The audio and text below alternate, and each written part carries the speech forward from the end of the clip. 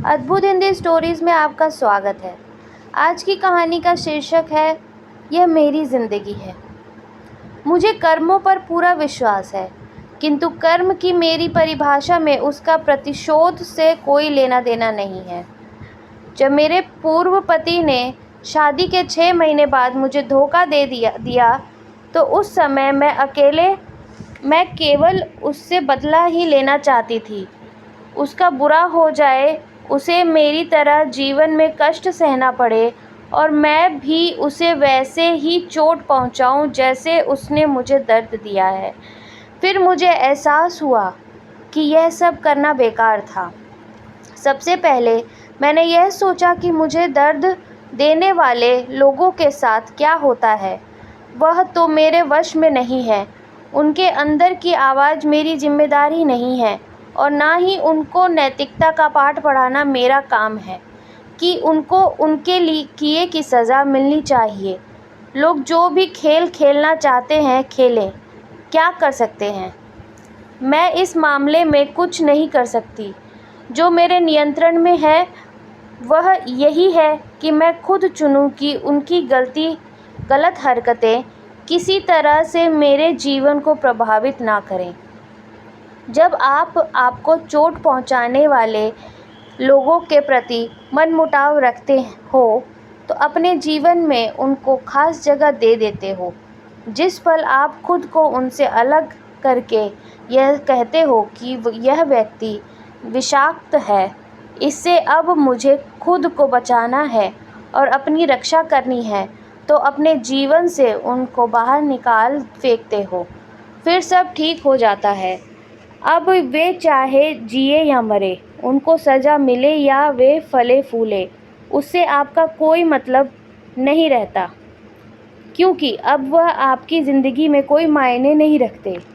जब आपको दुख देने वाले व्यक्ति को अपने कर्मों की सज़ा भुगतते हुए कष्ट में देखते हो, प्रत्यक्ष और परोक्ष रूप से आपको अच्छा लगता है, किंतु यह खुशी ज़्यादा देर नहीं टिकती, क्योंकि कर्म उनके विषय में नहीं है।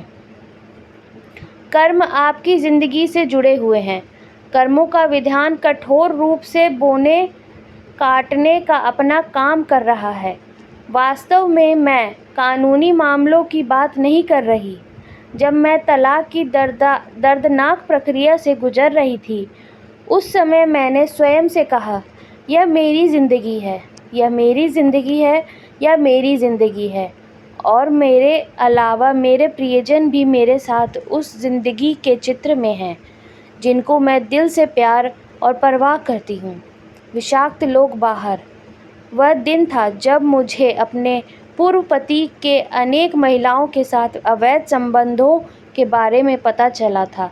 मेरा संसार समाप्ति की कगार पर दिख रहा था। हर चीज़ मुझ पर आघात किए जा रही थी। यह मैं आज हूँ, 2 वर्ष बाद, अपने पैरों पर खड़ी, आत्मनिर्भर, एक स्थापित लेखक, अस्पताल जाकर महामारी में अपने कर्तव्य निभाती हुई एक नर्सिंग अफसर, अंडर ग्रेजुएट विद्यार्थियों को पढ़ाती हुई और जीवन को भरपूर जीती हुई। मैंने पीछे मुड़कर नहीं देखा। ये मेरे कर्म है। जिंदगी से बुरी तरह मात खाने के बावजूद धीरे धीरे मैंने अपना जीवन संवार लिया। उस समय लग रहा था कि मेरी दुनिया खत्म हो गई, किंतु यह नहीं हुई। मेरे जीवन का जो लक्ष्य था, मैं उसके करीब पहुंच गई थी। मैं वह स्त्री बन गई थी जो मैं हमेशा से खुद को बनाना चाहती थी। इसी कारण मैं दोबारा मुस्कुरा सकी, हंस सकी और खुद को सही मायनों में पा सकी। कहा जाता है, कर्म बिच की तरह होते हैं। यह सही बात है। कर्म ऐसे ही होते हैं जो कहते हैं कि हम तुम्हें हार नहीं मानने देंगे, तुम और हम मिलकर इस परिस्थिति से लड़ेंगे और दोबारा जीत का जश्न मनाएंगे। हमारी ज़िंदगी के आसमान पर बुरी परिस्थितियों के कितने ही घने बादल छा जाएं, उनके देर सबेर छटने के आसार अवश्य होते हैं और आशा का सूरज एक दिन अवश्य उदित होता है। इसलिए धैर्य रखकर अपनी ईश्वरीय प्रदत्त क्षमताओं का उपयोग किया जाए तो दुनिया की कोई भी ताकत हमें जीवन के रण में जीतने से नहीं रोक सकती। जीवन अनमोल है और उसकी कद्र कीजिए।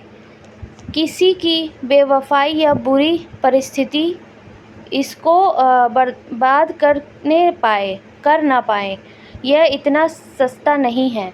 अगर आपको मेरी कहानी अच्छी लगी हो तो चैनल को ज़रूर सब्सक्राइब करें। मिलते हैं एक नई कहानी के साथ। धन्यवाद।